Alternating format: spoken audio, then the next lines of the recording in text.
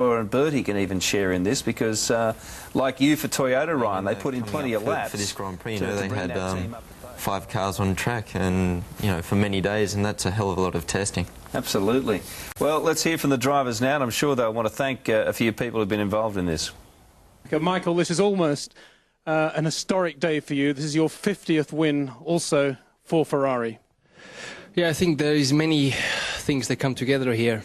It's quite a while ago we won the last race, first of all. We had tough races behind us. We're not winning, but we failed scoring the points we were thinking to score. And then we had all this summer break and a big push in the team, in the factory, everywhere. Everyone really over the top motivated and giving more than 100% of work, and that's something which is unbelievable. I was able to pay back a little bit with the pole position yesterday, but I think this is one of my greatest days in my career, honestly, and I'm so thankful to everybody in the team because those guys, they have done a tremendous job. Everybody from the test team, every engineer in the factory, down to the lady who is doing the cleaning job. Everybody is just so fantastic. I'm so in love with all those guys. Just big thank you. Well, by the end, it was a pretty decisive victory for you, but that opening lap was something to remember as well. Yeah, it was tight already in the first corner. I had a lock-up into the first corner and almost didn't make the chicane.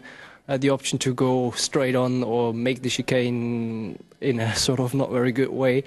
I thought it's better to do the chicane, although I may lose a position, which almost happened then because Juan came on the outside, and we had a nice fight through these 2 corners. Very, very hard, but fair, and I think that's what the people love to see. And in the end, I was able to win that fight for me and run up the lead, which was vital to win the race. Yes, you got a bit of a gap before that first stop, but in the second stint, Juan Pablo got very close to you. Yeah, for whatever reason, the second stint didn't look as good for us, a little bit better for Juan. But still, we were obviously leading, and in the final stage of even the second stint, I was able to just open up a little bit of a gap because the thing came just back a little bit into my hand, and I think that was crucial. Obviously, then Juan thought to come in early, to use the opportunity with his first couple laps to get in front of me. But in our last lap, we were still strong enough to maintain the lead. Juan Pablo, let's have that first lap from your point of view. I think it was pretty good. Michael went for the inside, went for the outside. He, braked quite a bit earlier than me and made a lot of ground. But, when I came out of the chicane, I was a lot tighter than him to make the corner, so I wouldn't hit him and just had better acceleration. First set of tires, it was okay, but my pace wasn't that good. Lost quite a bit of ground. Then in the second thing, we made a lot of ground. And in the last one, we were pretty close, and then got the traffic. Twice I lost a lot of time, and then just after a second Jordan drive, and I just lost so much time that I said, just pace myself and get to the end.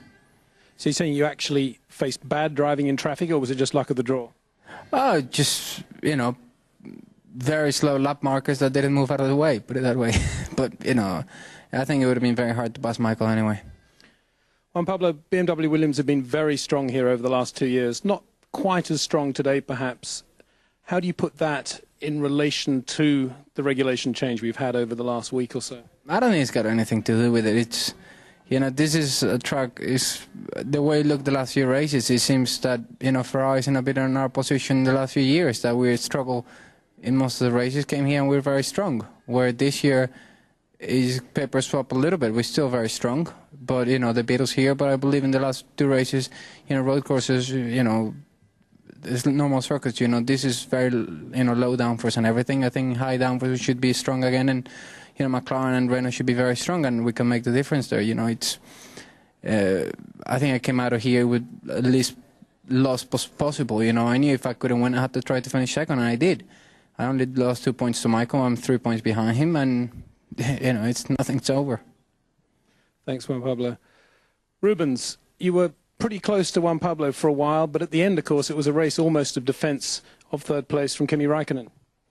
Yeah, to be honest, my first set was the best one. I had a little bit too much understeer to begin with, and I lost time with Trulli. I mean, he seemed to be, he seemed to think that he wanted to pass even Michael at the second chicane. So I lost time, and all of a sudden I almost crashed into him because he had a problem. He slowed down, so I had quite a first lap, and then I was running quite fast. I catch Montoya up, and it was really good. But then since I put my second set of tire, I've never been so competitive. The third one was even worse, and I had a little bit of a problem with the rears, and unfortunately my pace wasn't so fast. It was good enough to hold Kimi, and so I did. Thanks, Rubens. Michael, back to you. Juan Pablo has just been saying that he thinks when we get to Indy and Suzuka it might be a little different. How do you see the remaining two races now? I think it's pretty open, and it's going to be very interesting. That's all. I think we can look ahead and we can say, I guess we have improved our situation. We all keep on improving. It just matters now in the final stage who improves more than the other. But do you agree with Juan Pablo's comment that this circuit suits Ferrari particularly, and perhaps Williams BMW are going to be strong at Indy and Suzuka? I think our engine guys have done a tremendous job, and the engine we have should help us everywhere, honestly. It's true if you look back the last 3 races, it gives the impression that high downforce didn't suit us that well and low downforce suits us a little bit better. But then I think there are some other factors that play into that, and we'll find out. Indy isn't too high downforce. It's pretty similar to here or to Canada, from my memory. And we simply strong here because we have a very good package, both aerodynamic and engine. We had last year. We were able to win last year already with Rubens and myself. So it's not a surprise we did win. No one's conceding anything, needless to say, with 2 rounds left to go in the championship. And it seems that Ferrari has got a good overall package, that there may not be that disadvantage that we saw in the last couple of rounds. As we look back on these highlights, now Ryan, as we see that launch from Alonso there, which pretty much cruelled his race. And drama for Alonso. You think about his race in Hungary a few weeks ago, an absolute hero, and this weekend the traction control failed on him yesterday, electronic failure for qualifying, so he looped the thing at the chicane. He's run into the back of Wilson at the start. A pretty amazing start here, Ryan. I thought this was just awesome motorsport. Yeah, I mean, it's a great first lap between the top 4 drivers there. I mean, Trulli was attacking really hard and then trying to pass Schumacher as well. I thought it was fantastic. Very professional, those 2 drivers, side by side. A few thou between them. Disappointing to see your teammate go out with a problem with the left rear tyre here.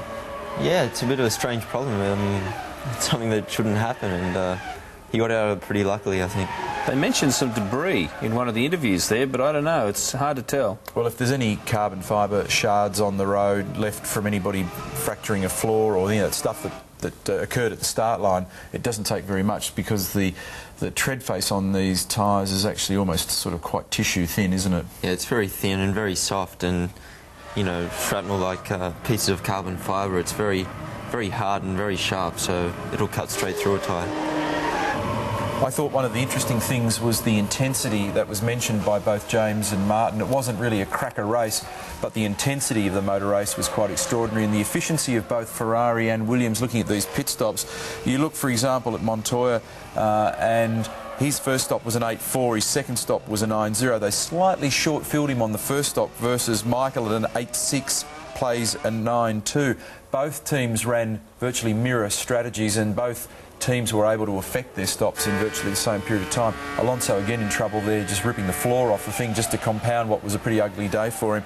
But I think whenever you see 2 teams locked in battle where their strategies are similar and the teams are able to affect that service with almost no variance is pretty impressive.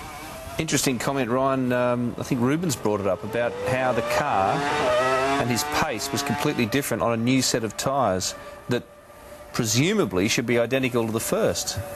Well, yeah, I mean, normally, you know, all 3 sets of tyres during a race should be the same. But, you know, it doesn't take much maybe to change the performance of a tyre, maybe tyre pressures or temperatures or you know, basic production. But and that also is impacted by the temperature of the day, the wind direction, the amount of sunlight on the road. and so that can impact tyre performance. So Michael goes on here to his 69th Grand Prix victory, and as I said, just as the race concluded, another fastest lap goes in the book for him, and the Tifosi absolutely beside themselves. An awesome drive again from Mark Webber, picking up another 2 points. It's interesting, the discussion about these technical items, tyres and other things, but we're so used to seeing Michael in the last couple of seasons just run away from them. The discussion wasn't incremental then, but it is now, of course, because everything's in the balance and so many little things can have an impact when everybody is so close. Let's look ahead on your home of motorsport. There is certainly a lot involved in that. MotoGP from Rio, early Sunday morning. We'll bring it to you live, 1 o'clock in the morning. Tremendous battle there. Valentino Rossi not home yet in that championship.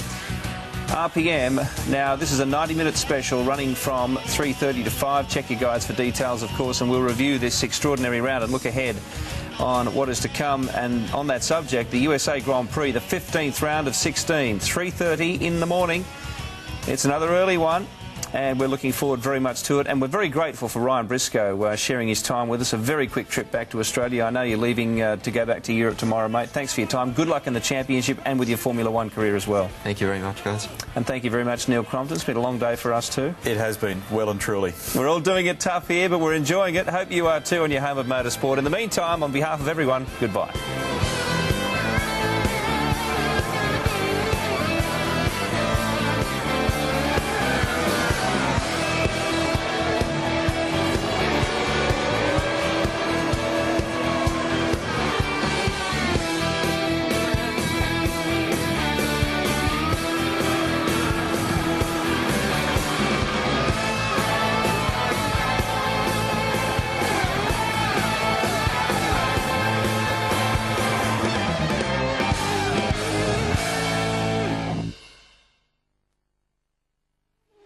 This program proudly brought to you by Vodafone, proud sponsors of the Scuderia Ferrari Formula One team. Michelin, discover a new driving experience. Shannon's, special insurance for special vehicles. And Panasonic, ideas for life.